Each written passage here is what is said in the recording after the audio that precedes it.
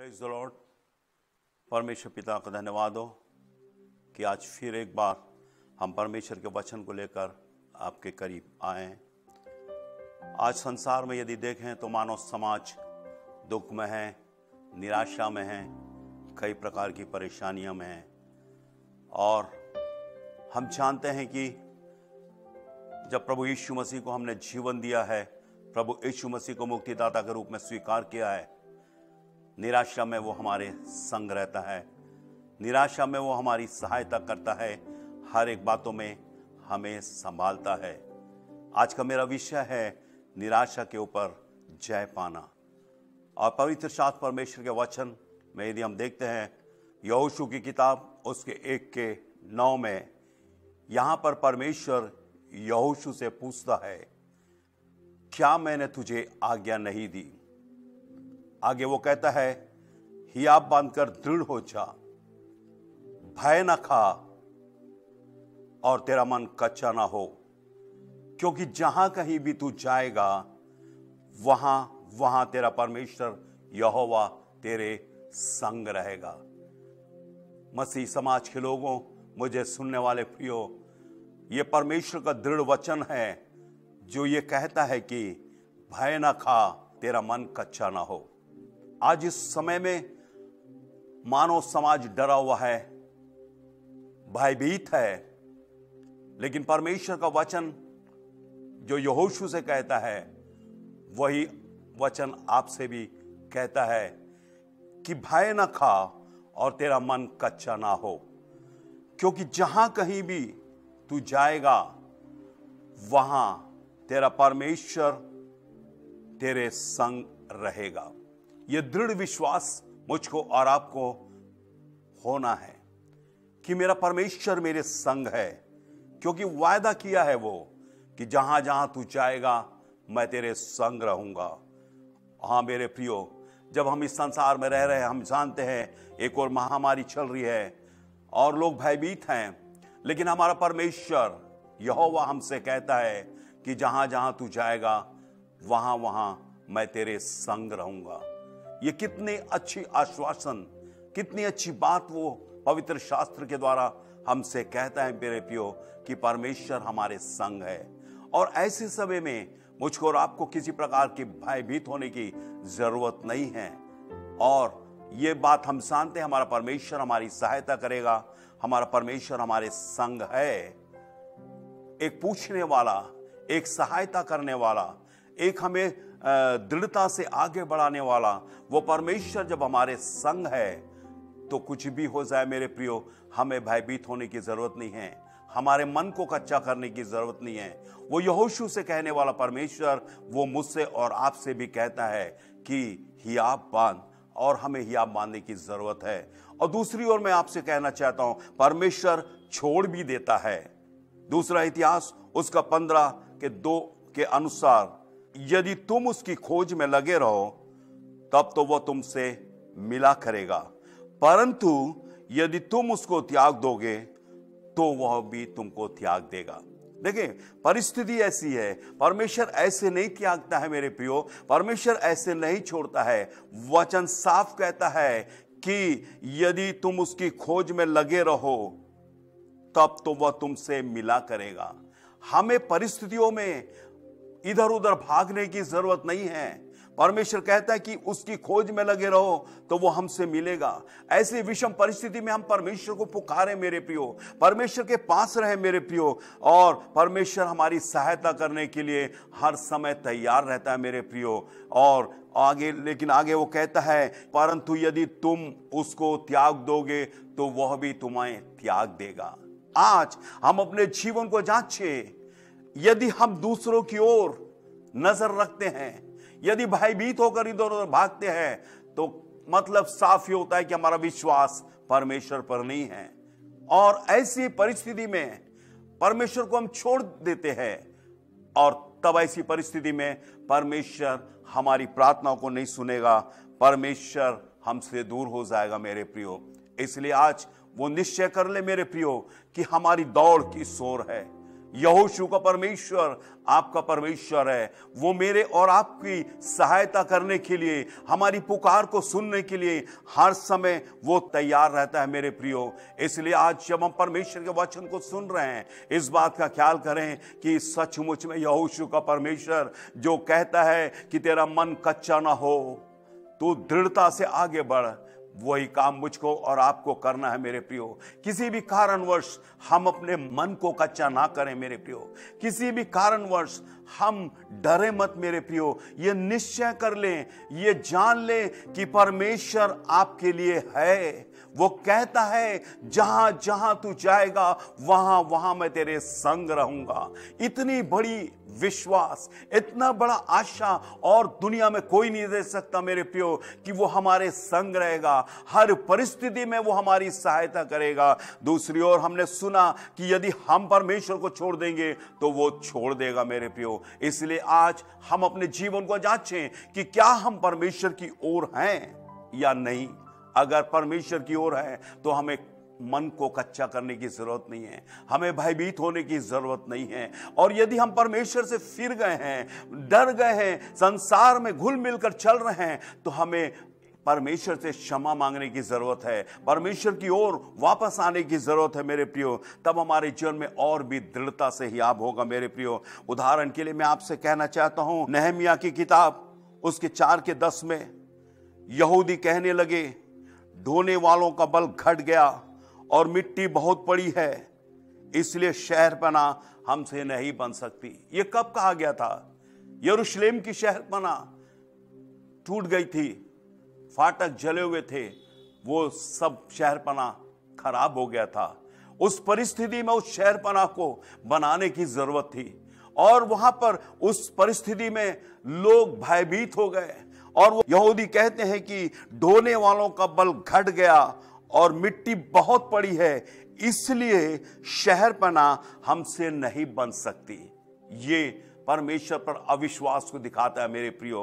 परमेश्वर पर अविश्वास को दिखाता है। परमेश्वर से वो ये सोचते हैं कि कौन हमारी सहायता करेगा, हम तो थक गए हैं, हमारा बल घट गया है, इसलिए हम अपने मुंह से कबूल कर रहे हैं कि हमसे शहरपना नहीं बनेगा। आज की परिस्थिति में मैं और आप भी कई बार उसी के अनुसार काम करते हैं। जब चारों ओर बीमारी, चारों ओर कष्ट और क्लेश देख रहे हैं, हो सकता है हमारे परिवार के अंदर में क्लेश आ रहा होगा, हो सकता है हमारे परिवार के अंदर में दुखित घटनाएं हुई होगी। ऐसे समय में कई बार हम सोच सकते हैं, क्या परमेश्वर ने हमें छोड़ दिया है, क्या हमारी सहायता करने के लिए कोई नहीं है। ऐसे हम मानसिक बुद्धि से सोच सकते हैं मेरे प्रियो। लेकिन याद रखें मेरे प्रियो, उस मानसिक बुद्धि पर बल ना दें, परमेश्वर के वचन पर बल दें जो कहता है कि मैं तेरे संग हूं। वही परमेश्वर आपको दृढ़ता से ही आप देता है कि आपके घर में, आपके परिवार में, आपके लोगों के बीच में परेशानी होती होगी, लेकिन याद रखें वो परमेश्वर कभी आपको नहीं छोड़ेगा, वो परमेश्वर आपके संग रहेगा। इसलिए यहूदी जैसे कहते हैं कि हमसे नहीं हो सकता, हम ना कहें मेरे प्रियो, हम उस यीशु मसीह पर भरोसा रखें जो मेरे और आपके लिए कलवरी क्रूस पर अपने आप को बलिदान कर दिया है और मृतकों में से तीसरे दिन जी उठकर आज भी पिता परमेश्वर की ओर दाहिनी ओर बैठकर मेरे लिए और आपके लिए विनती कर रहा है। मेरे और आपको वो देख रहा है। वचन में जैसे देखते हैं, यहोवा की आंखें धर्मियों पर लगी रहती है। मेरे प्रियो, हमारे जीवन में परेशानी है, हमारे जीवन में दुख है, तकलीफ है, यहोवा हमको देख रहा है मेरे प्रियो। यहोवा हमारी आवश्यकताओं के लिए हमारे संग खड़ा रहेगा मेरे प्रियो। इसलिए मजबूत हो जाइए मेरे प्रियो, अपने जीवन को परमेश्वर के हाथ में सौंप दे मेरे प्रियो। यहूदी लोगों के जैसे निराश मत होइए। दूसरा और भी हम देखते हैं, पहला शमूएल उसके 30:6 में हम देखते हैं, और दाऊद बड़े संकट में पड़ा हुआ लिखा हुआ है। दाऊद बैठकर रोने लगा, यहां तक उसकी शक्ति घट गई रो रो के उस संकट के समय में, परंतु दाऊद ने अपने परमेश्वर यहोवा को स्मरण करके ही आप बांधा। हालेलुया।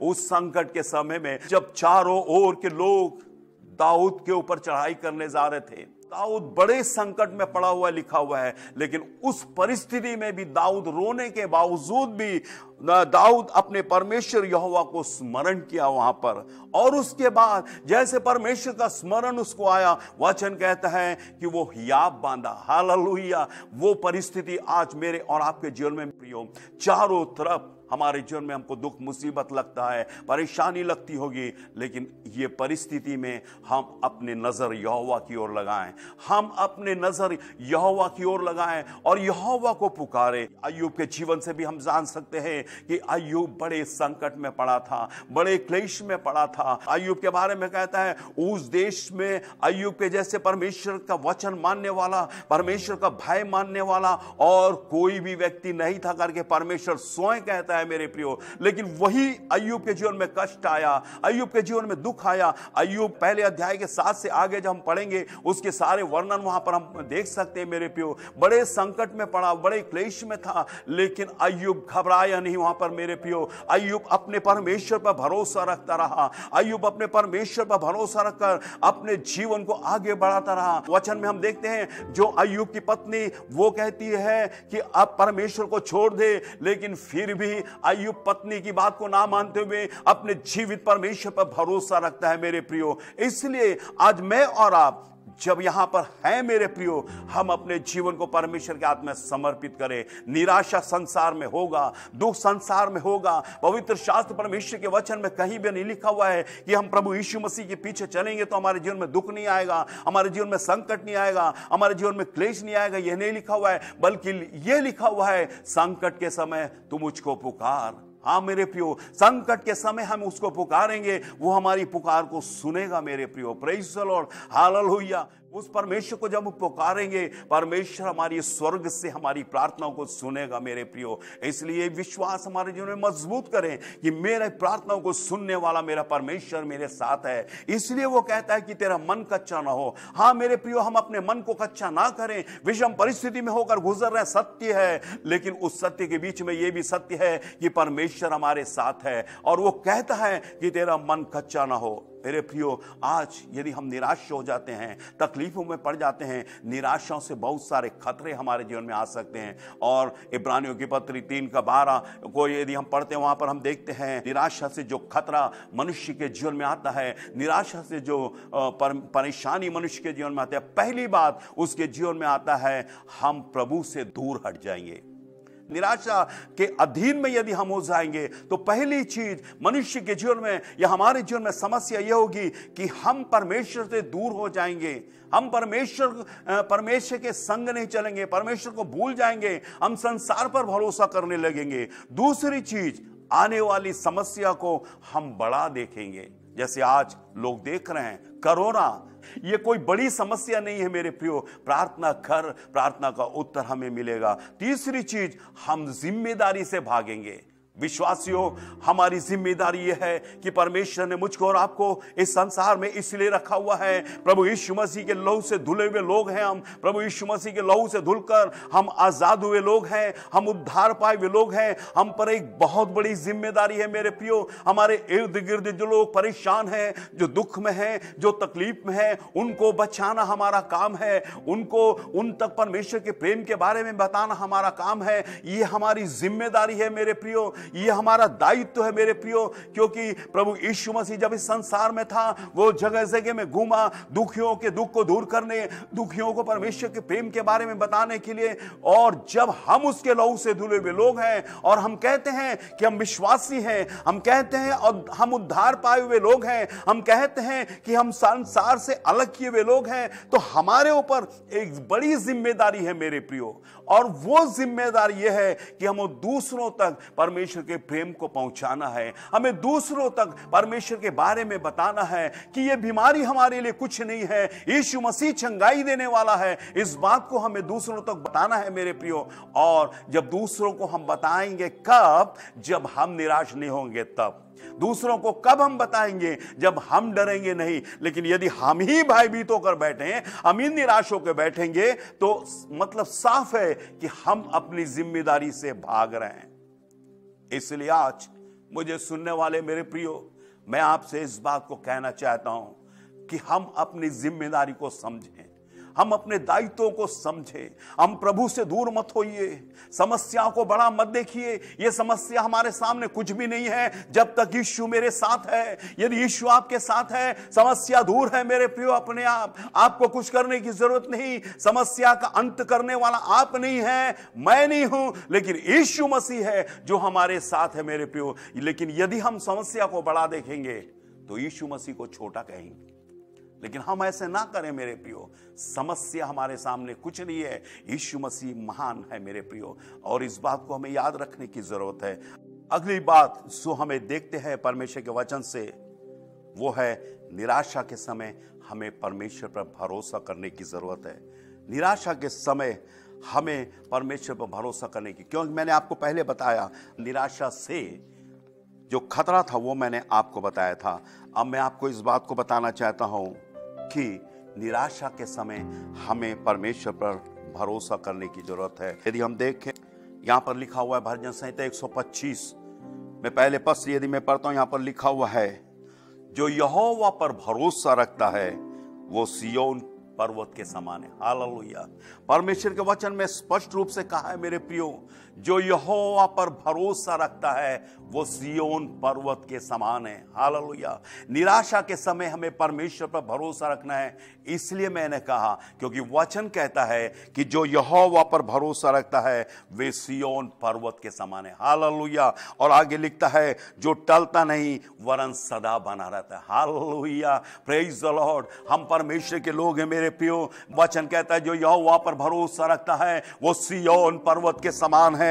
आगे कहता है जो टलता नहीं है। हाँ मेरे प्रियो, सिय्योन पर्वत टलता नहीं है। सिय्योन एक विश्वासी को दिखाता है मेरे प्रियो, प्रभु यीशु मसीह को मानने वाले को दिखाता है मेरे प्रियो। प्रभु यीशु मसीह के लहू से धुले हुए लोग, नया जन्म पाए हुए लोगों को दिखाता है मेरे प्रियो। इसलिए निराशा के ऊपर हमें डरने की जरूरत नहीं, हमें परमेश्वर पर भरोसा करने की जरूरत है, क्योंकि परमेश्वर का वचन कहता है जो यहोवा पर भरोसा रखता है वह सिय्योन पर्वत के समान है, जो कभी टलता नहीं है वरन सदा बना रहता है। विश्वासियों, आज संसार में कितनी भी परेशानी आ जाए, आपको परमेश्वर के वचन में कहा है कि आप सिय्योन पर्वत के समान हैं। यदि आप प्रभु यीशु मसीह के लहू से धुले हुए लोग हैं, नया जीवन प्राप्त किए हुए लोग हैं, और आपको यह समझना है कि मुझे परमेश्वर ने सिय्योन पर्वत बनाया है जो कभी टलता नहीं है, इसलिए विषम परिस्थिति में आपको टलने की जरूरत नहीं है। आगे कहता है जिस प्रकार यरूशलेम के चारों ओर पहाड़ है उसी प्रकार यहोवा अपनी प्रजा के चारों ओर अब से लेकर सर्वदा तक बना रहेगा। हालेलुया। जिस प्रकार यहां लिखा है यरूशलेम के चारों ओर पहाड़ है, यरूशलेम को बचाने के लिए उसके चारों ओर पहाड़ है मेरे प्रियो। और वचन कहता है कि उसी प्रकार यहोवा अपनी प्रजा के चारों ओर अब से लेकर सर्वदा तक बना रहेगा। हालेलुया। मेरे प्रियो, यहोवा के वचन में साफ कहा हुआ है कि यहोवा अपने लोगों के बीच में, चारों अपनी प्रजा के बीच में अब से लेकर सर्वदा तक बना रहेगा। वो थोड़े समय के लिए नहीं है मेरे प्रियो, वो मुक्ति दिलाने के बाद आपको छोड़कर चला नहीं गया मेरे प्रियो। यीशु मसीह आपको चट्टान पर खड़ा करके गया है, उसी चट्टान में हमें स्थिर रहने की जरूरत है। यीशु मसीह रूपी चट्टान में जब हम स्थिर हैं, आंधी आए, तूफान आए, बीमारी आए, क्लेश आए, इस बात को हमें स्मरण करने की जरूरत है कि अब से लेकर जब तक हम खड़े हैं इस संसार में, वो उस समय तक हमारी रखवाली करने के लिए, हमें बल देने के लिए, हमें और भी मजबूत बनाने के लिए वो हमारे संग है। इस बात को हमें समझने की जरूरत है मेरे प्रियो। इसलिए परमेश्वर के वचन के अनुसार हमें परमेश्वर पर भरोसा कर कर यही चीजें दूसरों को सिखाना है मेरे प्रियो। यही बातें दूसरों को कहकर उन्हें आगे बढ़ाना है कि हमें टलने वाले नहीं हैं, हम सिय्योन पर्वत के समान है मेरे प्रियो। उसी में और हम देखते हैं हमें एक दूसरे की उन्नति का कारण बनना है। इस समय लोग निराश हैं, इस समय लोग परेशान हैं, लेकिन यदि हम सिय्योन पर्वत के समान हैं, हम ऊंचाई पर खड़े हैं, हम यीशु मसीह रूपी चट्टान में खड़े हुए हैं, तो हमारा दायित्व है कि हम दूसरों की उन्नति का कारण बने। हम दूसरों को डराने वाले नहीं, दूसरों को भय दिलाने वाले नहीं, लेकिन दूसरों की उन्नति का कारण बने मेरे प्रियो। पहला थिस्सलुनीकियों उसके 5:9 से 11 तक अगर मैं पढ़ूं तो यहां पर लिखा हुआ है, क्योंकि परमेश्वर ने हमें क्रोध के लिए नहीं परंतु इसलिए ठहराया है कि हम अपने प्रभु यीशु मसीह के द्वारा उद्धार प्राप्त करें। वह हमारे लिए इस कारण मरा कि हम चाहे जागते हो चाहे सोते हो सब मिलकर उसी के साथ जिए।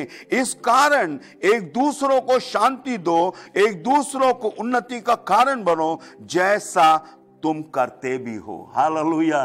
थिस्सलुनीकी की पत्री में प्रेरित पौलुस अंत में कहता है कि जैसा कि तुम करते भी हो, लेकिन पहले वो कह रहे हैं मेरे प्रियो कि हाँ, क्योंकि परमेश्वर ने हमें क्रोध के लिए नहीं, परमेश्वर ने हमें क्रोध के लिए नहीं। कई बार हम सोचते हैं कि यहां पर अभी जो महामारी हो रही है, बीमारी हो रही है, कई बार हम सोचते हैं कि क्या परमेश्वर का क्रोध हम पर पड़ गया है, क्या परमेश्वर हमसे क्रोध किया क्या। लेकिन यहां पर वचन कहता है कि परमेश्वर ने हमें क्रोध के लिए नहीं कहा है परंतु इसलिए ठहराया है कि हम अपने प्रभु यीशु मसीह के द्वारा उद्धार प्राप्त करें। हालेलुया। इस संसार में हमें क्रोध के अधीन में दबाने के लिए या ऐसी घटनाओं को लाकर हमें भयभीत करने के लिए परमेश्वर ने नहीं ठहराया है, लेकिन इसलिए ठहराया है कि हम यीशु मसीह के द्वारा उद्धार पाए। हालेलुया। और हम कह सकते हैं कि हम यीशु मसीह के द्वारा उद्धार पाए हैं, फिर हमें भयभीत होने की